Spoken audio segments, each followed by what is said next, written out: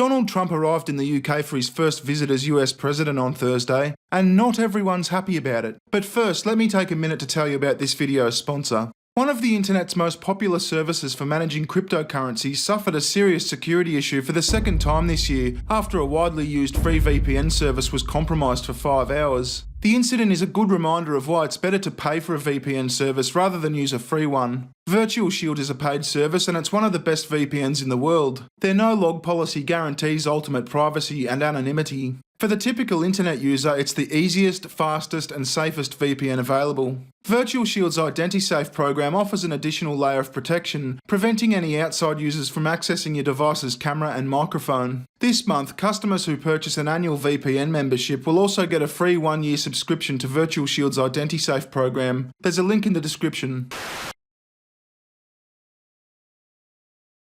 President Donald Trump is in the UK this week, and some people decided to hold a protest by flying a really big baby Trump balloon in the centre of London, on account of how much of a super bad guy he is. Racist, sexist, homophobic, xenophobic, Islamophobic, you name it.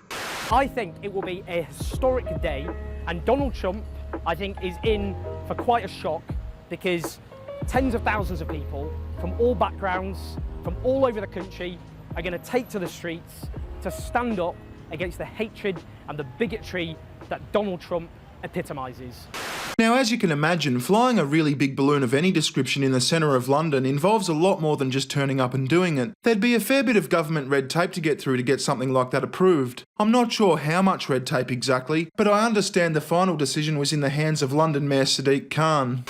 Did you personally approve this blimp of the President of the United States in a topless, in a nappy, to fly at Parliament? Did you personally approve it?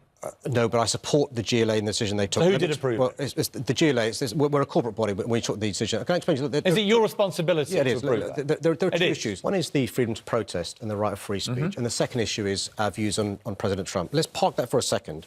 Are you honestly saying that the right to protest, the right to assemble, the right to free speech is limited by the ridicule it might cause somebody else?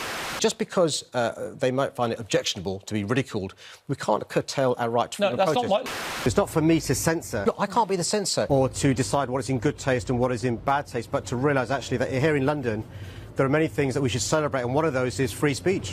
It seems pretty dumb. I mean, you run the risk of pissing off the leader of the free world, the president of your country's biggest and most powerful ally. And seeing as the people of the UK voted to withdraw from the European Union, I'd have thought hanging on to other friends would be fairly high on the agenda right now. I really don't think Trump is going to give a shit about this balloon, which would make it kind of redundant. But having said all that, I do agree with what Sadiq is saying with regard to free speech. What pisses me off is that he fucking doesn't.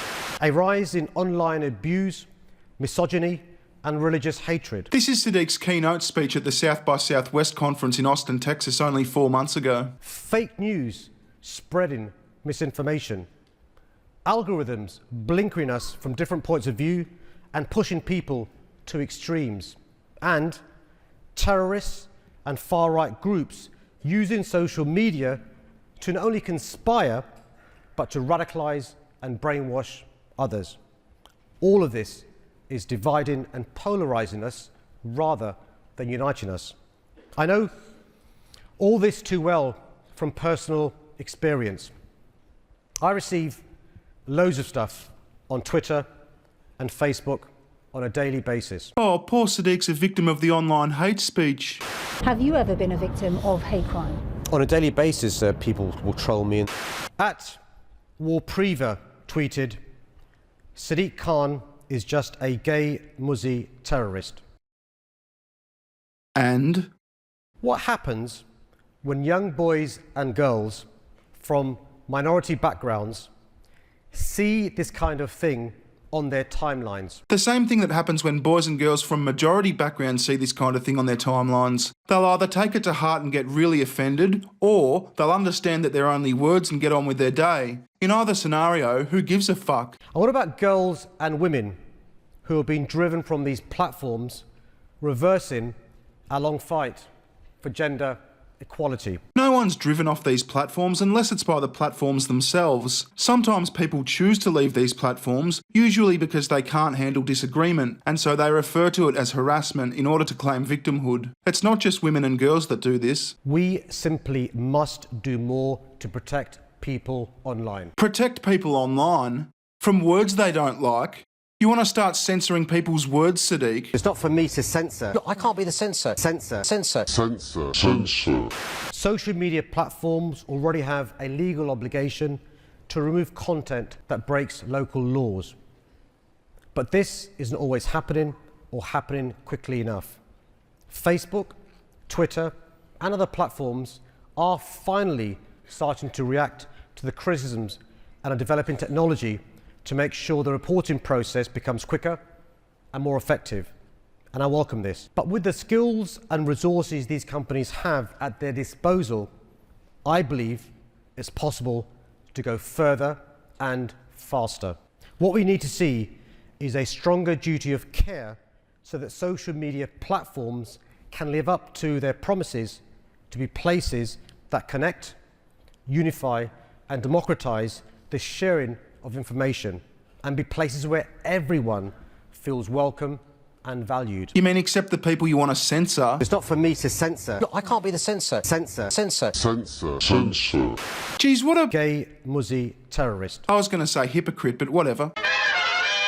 Well, I've got to go get some stuff ready for the incredible salt mine, but I think tomorrow we might have a look at Angry Aussie's latest masterpiece.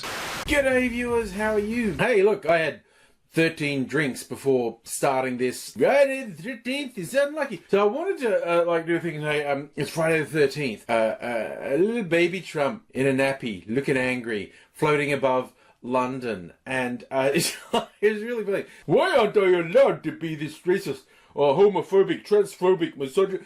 Because you're wrong. You're racist. There's no grey area. There's no, but I'm only supporting free speech. Fuck you. No, you're not. You're racist fucking filth. You're a racist dog. And we're going to yell at you. Why am I made to feel bad for being racist? For being homophobic?